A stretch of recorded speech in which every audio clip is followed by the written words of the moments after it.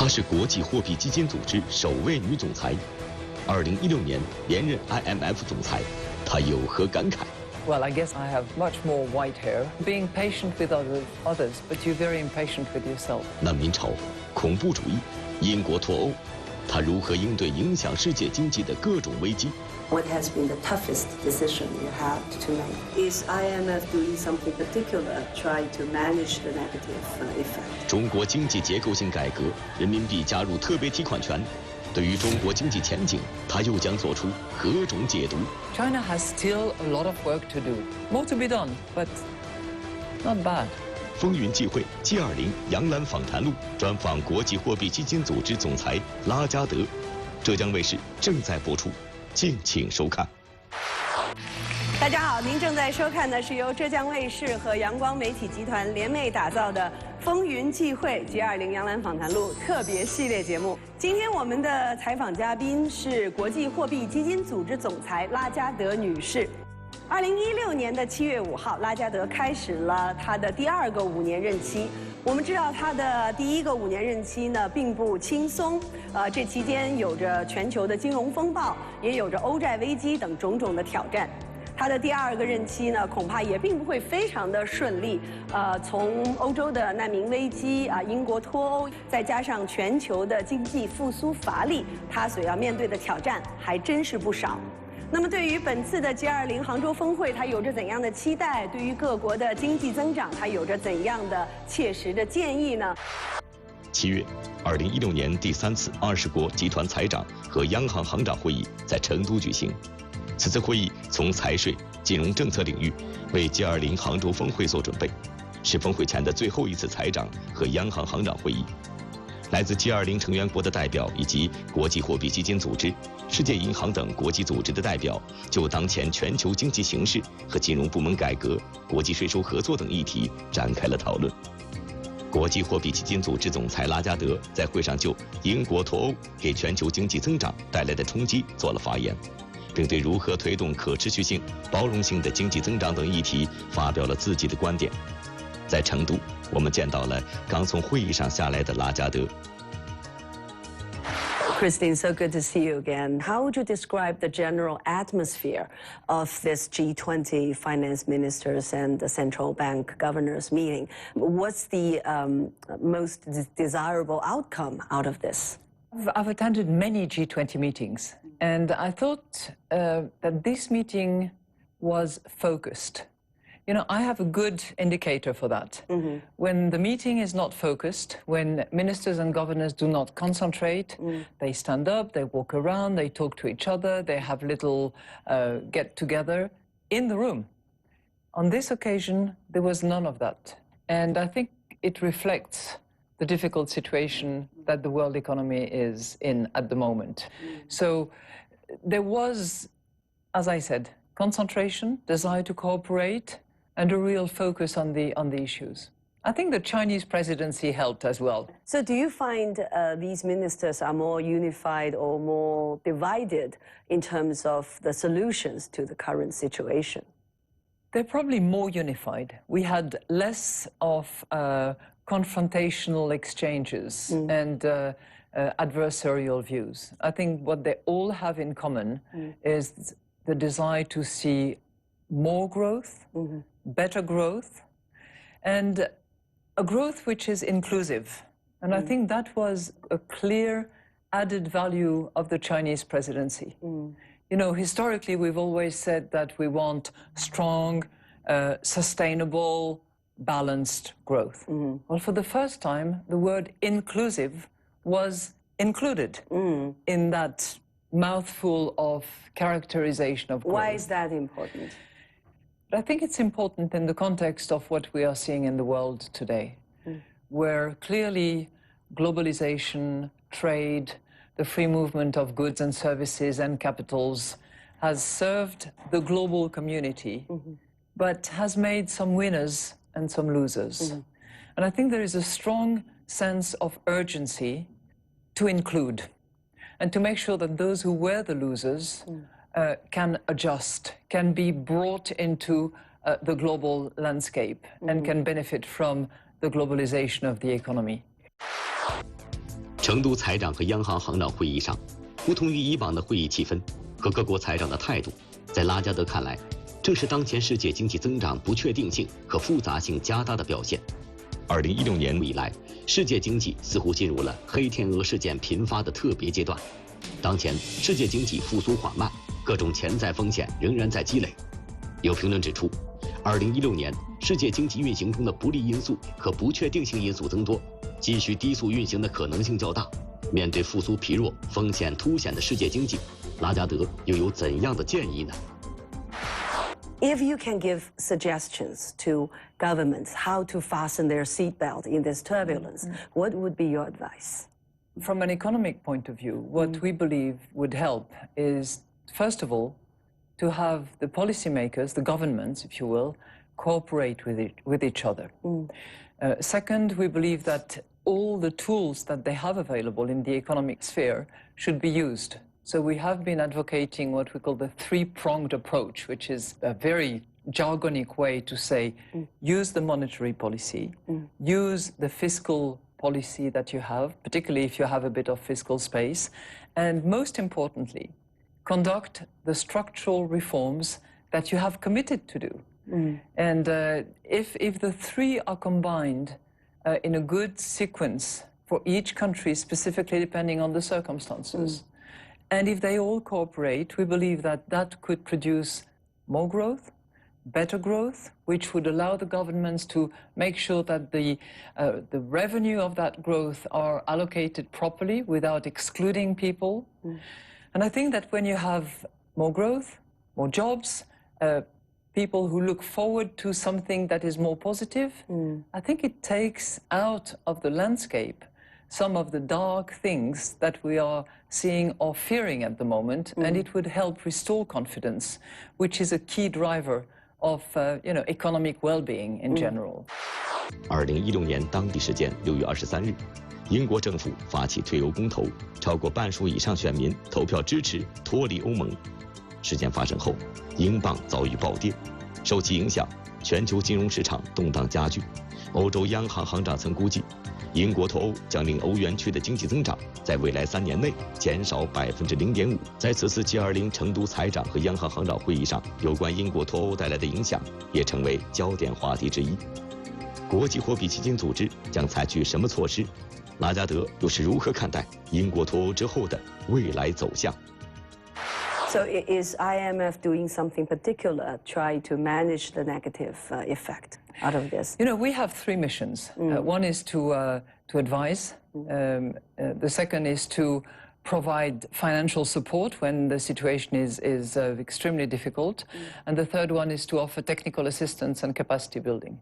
So for any and all problems encountered by our 189 members, we try to adjust the right recipe of what we can do. So we identify the problems, we recommend the solutions, and then it's for the countries to decide what they want to do with it. At the time of Brexit, the markets functioned. There was a shock, but shock was corrected very shortly after that. The authorities work better together. The central banks have cooperated extremely well on this occasion. I think the leaders also were in good communication. But, you know, it's a risk that we need to be very attentive to.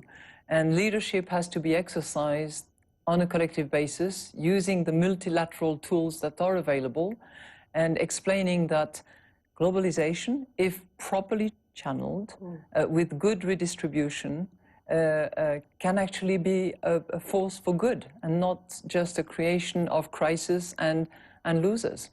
So out of the meetings that you have just had, do you think that all the governments or the finance ministers have reconfirmed their commitment to free trade and open economies? Well, when I look at the G20 finance ministers meeting and what they have agreed to put in the communique, they commit to growth and inclusive growth for the first time. They commit to use all the tools available. They commit to strengthen, reinforce, and adjust what we call the international financial safety net. In other words, what do we have in case there is a crisis?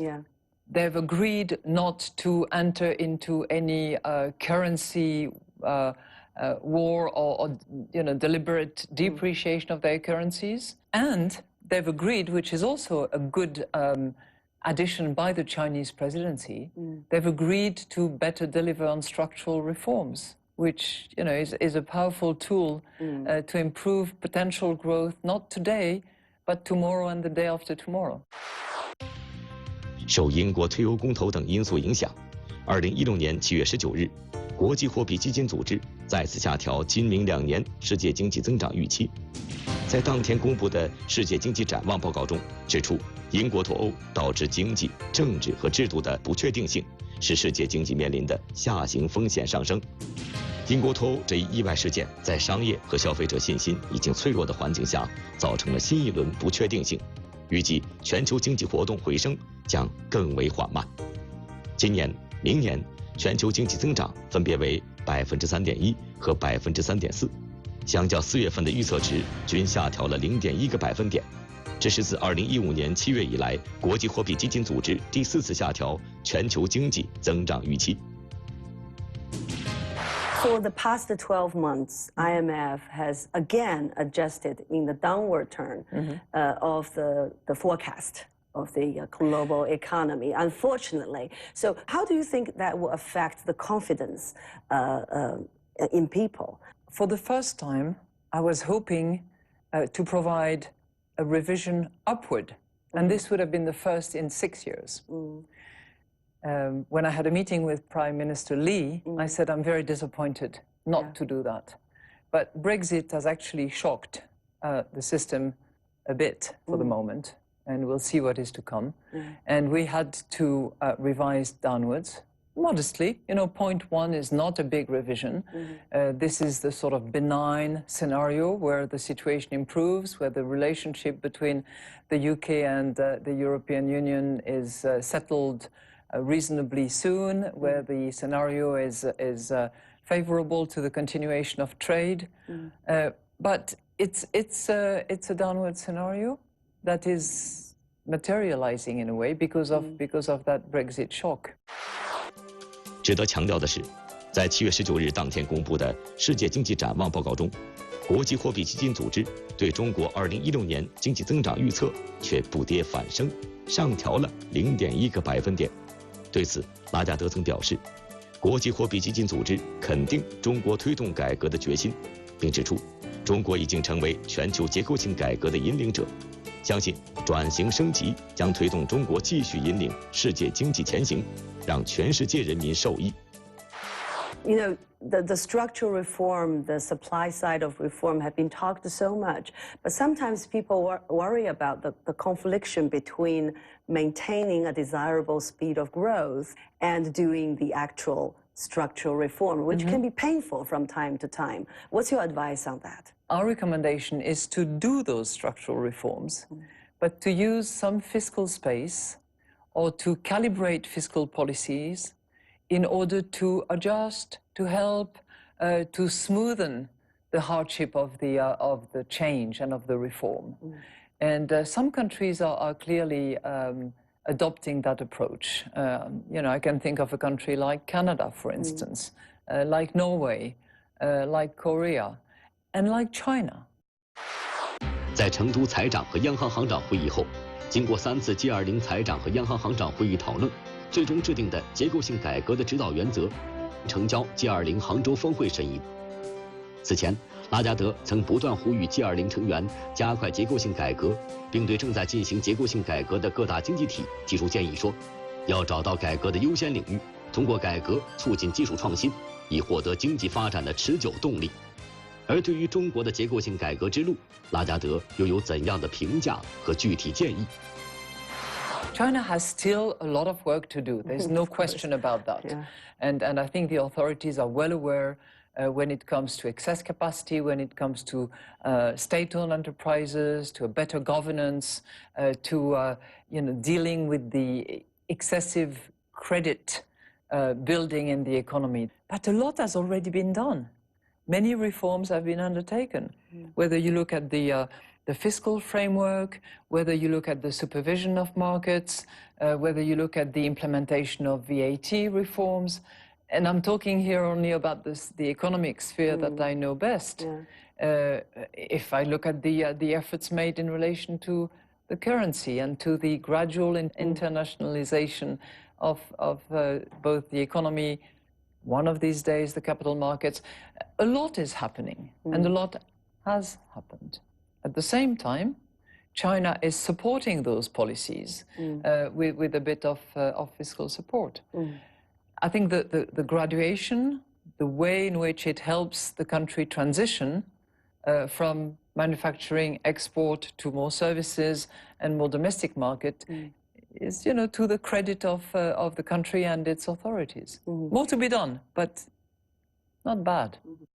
China is part of this open economy. We were very proud to have worked with the Chinese authorities. How would you describe the differences? Being patient with others, but you're very impatient with yourself. 风云际会 G20 杨澜访谈录专访国际货币基金组织总裁拉加德，浙江卫视正在播出，敬请收看。2015年12月1日，国际货币基金组织宣布，人民币将于2016年10月1日正式加入特别提款权。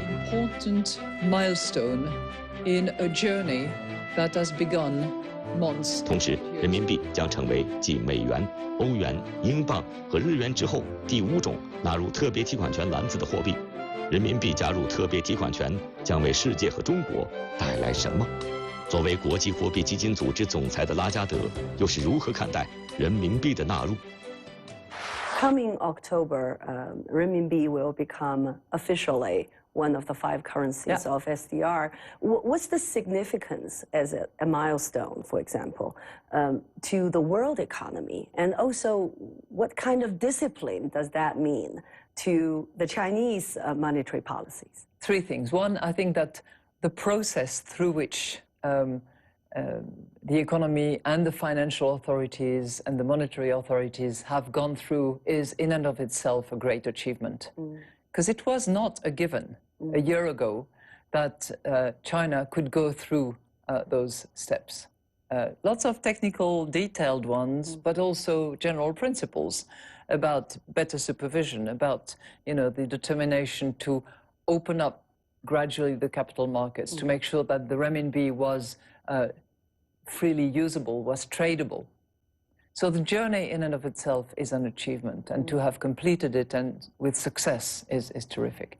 Second, I think it clearly signals to the world and by the world that China is that large international player, that very, very sizable economy, which is a world leader in economic terms, in trading terms, in financial terms. Probably less so in financial terms, but it's coming. And I think the third point to me is a determination that there is no way back, and that China is part of this open economy with open market principles, with transparency, with communication, with accountability to its citizens, but also to the international community. And we were very proud to have worked with the Chinese authorities along that journey, and we will continue to work together. I'm very interested to see that this SDR, of which the renminbi will be one of the 5 reference currencies, might be very well used for bond issuance in the near future. That's a very good development. 在构建创新、活力、联动、包容的世界经济这一主题下，世界期待 G20 杭州峰会能为世界经济注入新的增长活力，期待中国能够推动 G20 带领世界经济走出困境，期待中国推动 G20 成为全球治理的首要平台。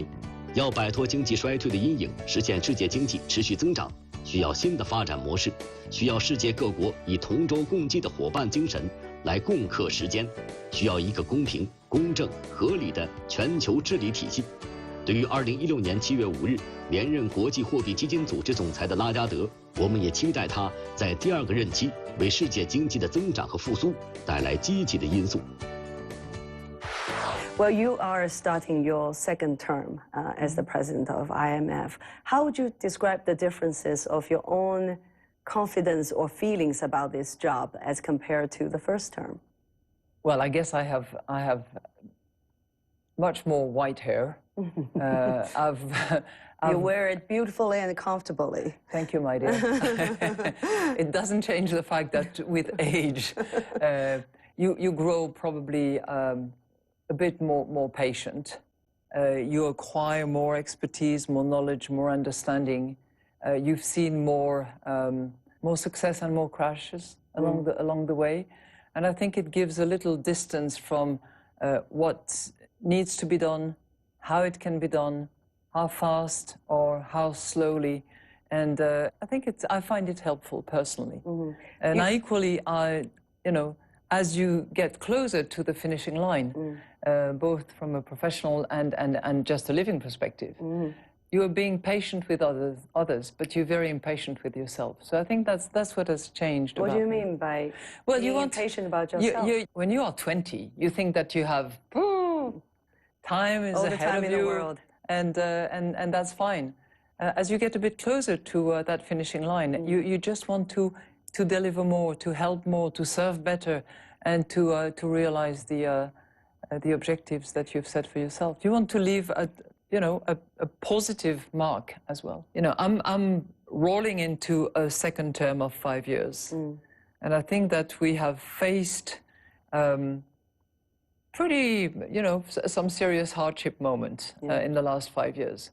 But I think that we can be even of better service to the membership by precisely being quicker in our reaction, able to adjust to the membership needs, and have the ability to provide integrated services. By that I mean, when we give recommendation to a country, instantly we should be able to provide the technical assistance or the capacity building that will actually help that country deliver on that policy objective. Thank you so much, Christine. Thank you for your time. And good luck for all the major and the challenging tasks you are facing. Yeah, good luck to you. They're very important. Thank you so much. 放眼全球，世界经济虽然正在复苏，但是仍显疲软，同时呢，充满了各种不确定性。全球治理和一些国家的内部治理屡屡爆发危机，全球的经济需要一剂新药方。在这样的背景之下，2016年的 G20 领导人峰会被赋予了特别重要的意义。在这之前，拉加德明确表示，结构改革尤为关键。在他参与的3次财长和央行行长的会议上，各成员国呢就结构改革达成了一些共识。我们期待着这一次的峰会能够取得丰硕的成果，并且成为全球经济在公平的、可持续的发展的道路上一个新的里程碑。好，感谢你收看由浙江卫视和阳光媒体集团联袂制作的《风云际会 G20 杨澜访谈录》特别系列节目。感谢你的收看，我们下次节目见。职业巅峰时期，他选择从头开始。今天的中国，比任何一个国家都迫切地渴求创新。技术领先同行，他却渴望更大目标。用技术改变世界，我认为我们做得到。大众创新时代，他们如何拥抱创新潮流？今天的失败，如果他们能够成为未来奠定创新文化的沃土，没有什么不好。你想成为商业利益的分配的主导者，你必须从核心技术开始做。风云际会 G20 杨澜访谈录创新篇，专访毛大庆、胡玉，浙江卫视下期播出。